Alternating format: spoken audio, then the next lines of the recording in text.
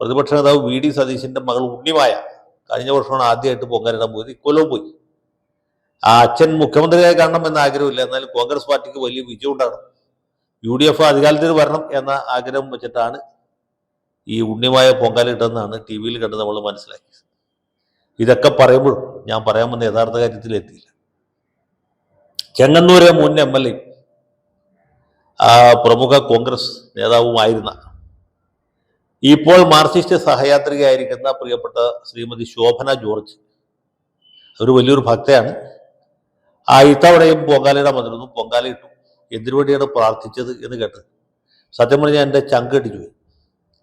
അവരുടെ സഹോദര തുല്യനായ നമ്മുടെ മുഖ്യമന്ത്രി കാരണഭൂതൻ സഖാവ് പിണറായി വിജയന്റെ ആയുസ്സിനും ആരോഗ്യത്തിനും, പിന്നെ അദ്ദേഹത്തിന്റെ നേതൃത്വത്തിൽ കേരളത്തിൽ മൂന്നാമത്തെ ഇടതുപക്ഷ ജനാധിപത്യ പുരോഗമന സർക്കാർ ഉണ്ടാകുന്നതിന് വേണ്ടിയിട്ടാണ്